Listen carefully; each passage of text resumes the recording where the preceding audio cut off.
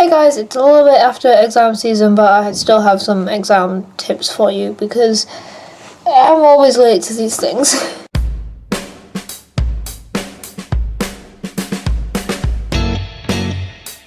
I wanted this to be quite like a fancily set up, done with like a microphone video, but I don't have time for that, so here's my room. It's looking a bit sad at the moment because I'm moving out soon, and I took everything off the walls, but yeah, sorry, this is what you're getting. Also, I didn't actually have any exams this year. I had one in January that was multiple choice, but I have experienced a lot of exams in my time.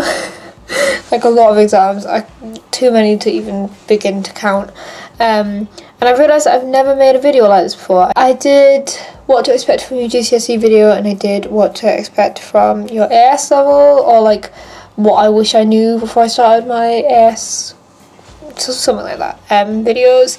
And I've been doing quite a lot of archaeology themed academic videos, so I thought this was probably quite a fitting time to do it, even though exam season is over. But that's the magic of the internet. This video will still be here when you get to exam season next year. So I have 8 tips that I've learned across the years of doing exams. Some of them are pretty self-explanatory, some of them are pretty obvious that I just think people should be reminded of, because even though they're pretty obvious, a lot of people don't do, and things like that, and they're in no particular order. So let's go. Number 1 tip is to bring a bottle of water. This is a thing that you will get told a lot. Everyone will tell you to do it. I know so many people who don't though, and I think it's so important. And I don't think it's necessarily important in case you get thirsty. I think it's a really good like sort of mental reset. Like if you finish a question or you're stuck on something, you just sit back, take a drink of water, think about something else for like 10 seconds and then come back to it. Like sometimes you just need that mental reset so that you can really focus on the question, and I think water is a really, really good way to do that. But do remember, clear plastic bottle and take the label off. That's what they're called. I'm okay, I'm a little bit tired, sorry. Another one that's pretty obvious that I think a lot of people ignore is to get a good night's sleep. I think it's really important, and I think a lot of people don't or can't. I think it's fair enough if you can't, but if you're like me and when I have a big day ahead of me, I don't really get stressed. I just can't stop thinking. Like my brain just goes round and round and round and round in circles. And I think if you know that you're that type of person, maybe just go to bed hours earlier. Go to bed at like 6 o'clock, and then at least if you know it's going to take like, say most exam days it takes me like an extra like 3 hours to fall asleep because my brain just won't shut up. Go to bed 3 hours earlier, and then you're still going to get a good night's sleep. Yeah, I know it's not always that easy, I know it's not, but there's things that you can do to help yourself. Try meditating. If you are going to try meditating though, start practicing ASAP, because it takes a lot of practice to get it right, and when you're first starting it's very, very, very hard to switch off. So if you are going to start meditating, start meditating. Maybe I'll make a video about meditation, because it's a thing that I used to do a lot and I don't really do as much. I would recommend getting the Sleep Cycle app. Let me show you the app. This is an app that I actually so it's free to download, but I pay for premium because I think it's really good, and I think it's just a one-off payment. I think you just pay for it once. But basically you open the app and you set this alarm, as mine is set for 8:30 at the moment, and it measures how much you move, and how much like sound you make and how much movement and like things like that, and it works out what stages in your sleep cycle you're in, so it wakes you up when you're in the most awake part of your sleep cycle, which means that you wake up feeling like the most refreshed. And I think it is worth it. You won't like it on a morning when you're like, oh, I could have had an extra 10 minutes of sleep, but I think it works. Also, so you can, I'm not going to show you them, but you can add notes, so you get like this tick list, and you can tick. So I have mine set to like, did I hit 10,000 steps that day? Did I drink Coke after 8 p.m? And you tick the ones that apply to you, and then over time it starts developing things that help you sleep and things that maybe don't help you sleep, and then things like it tells you what weather helps you sleep and blah blah blah. And it even does this thing where it can measure your heart rate when you wake up, which I have it set to, but I don't know what I'm going to do with that information. So if you're coming up to exam season, you maybe start it a bit earlier, because you need to have done it for a while for it to be worth it, but it's definitely worth it just for general life, if not just for exams. Do not revise right before the exam. Sort of. So if you have an exam in the afternoon, totally get up, go over your notes when you wake up, and then maybe give yourself a little bit of a break. If you want to go over stuff right before you get in, like stuff that you know you're not going to remember to reread, that's fine. But don't like spend like 6 hours solidly revising and then get into the exam, because you will burn out. You will not remember everything that you want to remember. Cramming does sometimes work. I'm not saying that cramming isn't always a bad thing. Sometimes people learn like that, and exams are kind of designed for stuff that you memorize, so cramming kind of works, sort of. You don't really learn stuff, but it works for exams. But doing it that way, you are going to be burnt out, you are not going to be able to write, you are going to have so many different things going on in your head, you're going to stress yourself out. Just don't do it. You can do it the day before, don't do it on the day of the exam. Number 4 is to discuss with your friends whether or not you want to dissect the exam afterwards. I find it really helpful. I think I have a lot of these thoughts about the exam. I'm like, I said this, what did you put, what did you say, blah blah blah, and if I don't say them out loud, they're just going to get stuck in my head, and I'm going to end up going over and over and over them. But a lot of people don't like it. A lot of people, it really stresses them out, and they realise they said something wrong, or they didn't answer a question, or blah, blah, blah, and then they get really into their own heads, and it really stresses them out. And that can happen, but personally, I like it.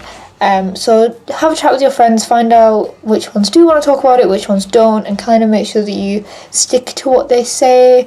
Maybe ask them after the exam as well, just be like, do you want to talk about this? Because sometimes they'll get out of the exam and just be like, I do not want to discuss that. So it depends on your friends. Maybe you could discuss them with someone who hasn't sat the exam. Maybe that would help. It would get all of the thoughts of it out of your head, but the person isn't going to then say, oh, well, I would have said this, like, told someone who knows nothing about the subject. 5, again, is a pretty obvious one, but I think it's a thing that people need to remember that they need to do, and that is to make sure you know where your exam is and what time it is. You might know the day, but double check the time. Just double check it. Just check it. Make sure you know exactly what time it is, because it's better to definitely know and not stress. Because otherwise, if you get there and somebody else there, you'll be like, oh god, is this the right place? Is this the right time? Especially if you're like me and you're put in a smaller room with less people. Just check. It'll take you 4 seconds, and it'll make you feel better when you get there, and it will also make sure that something doesn't actually go wrong, because that can happen, sorry, but it can. More of a revision tip, but I would work in 45-15 minute increments. So it's been proven that the brain can focus for about half an hour to 45 minute increments. It might be better for you to work out how long that is. See, for me, I tend to work, I can concentrate for about 20 minutes and then I lull and then I'm like back again. So if I force myself to work for 45 minutes and then give myself a 15-minute break, I'm usually okay. But you might want to work out what's best for you. Everyone works a little bit different. Just start doing some work and put a timer on.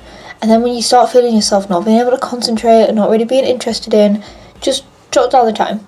Do it a couple times. See how long it takes for you to do it. But do not just sit and work for hours and hours and hours on end. And definitely schedule in breaks. Because if you're like, oh, I'll just give myself a break when I get tired, you'll just give yourself loads of breaks. Too many breaks. So yeah, both. You need to pace yourself, but you also need to actually do some work. When you get into the exam, quickly plan your answers out, before, especially with essay questions, before you start it.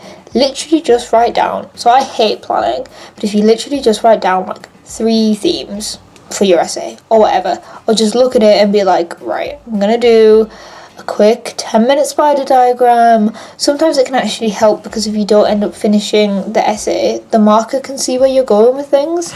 And if you have a very generous marker, you won't gain marks, but you might end up losing less if you don't finish it. I definitely think it's worth it. I don't really like planning, but I do think it's worth it, and I definitely think making sure that you have the time to do it is quite useful, which leads on to my next one, which is keep an eye on the time. Most of the time you'll know roughly how your exam is split. So for us, my English exam I think was in like 2 parts, and things like that. Like, you'll know, look at past papers and things like that, and make sure that you know how long you need for each question. So say one question is bigger and you need 20 minutes to do that, make sure you leave yourself 20 minutes to do that, and do not be lenient with it. When you plan it out. Give you maybe add in like a 10-minute leeway in there, because when you get to the end of it, you might go, oh, I'm just going to spend another like 2 minutes finishing this question. You will not get everything done. It's not worth it. Work out your time schedule and stick to it. And when you're working out that time schedule in planning time. So tell yourself you're going to spend 10 minutes planning, because it could actually make the essay writing process quicker. Again, this might be something that you need to play around with a bit. It's good for revision because you're doing practice tests, but also it's kind of good to work out how long it takes for you to do things. And if you find out that actually most of the time it's taking you longer than the allotted time to finish the exam, practice being quicker at it. See if planning does help you, seeing what's the best way for you to plan that makes things quicker. What's the bit that's wasting your time? Are you spending too much time on the intro and the conclusion? Or are you spending not enough time on those, and you're ending up with like 15 minutes left at the end of the exam? If you are consistently ending up with a lot of time at the end of the exam, again, I'll definitely look into that. Maybe you need to put more time into the planning process. Maybe you need to be adding another paragraph. Just keep an eye on the time. Do not assume that the invigilator is going to tell you the time. Sometimes they will say, oh, you're halfway through. Sometimes they won't. So assume that they're not going to. That's pretty much everything. I think most of them were pretty obvious, but sometimes I think people need a reminder, and I wanted to make a video like this. I also wanted to open it up for discussion, so if you guys have any exam tips, or if you've done any of these things and you don't think they work, or you want to expand on them, leave them down in the comments. I'm also going to leave some links to some videos that I've made for the University of York roughly about this topic in the description, and yeah. I think that's everything. Thank you for watching, guys. Like and subscribe and all that jazz. New videos every Wednesday. If you have any requests or questions, then leave them in the comments. And I'll see you next week. Bye bye. Look at my hair, it's such a mess. I'm not changing it though, staying like this now.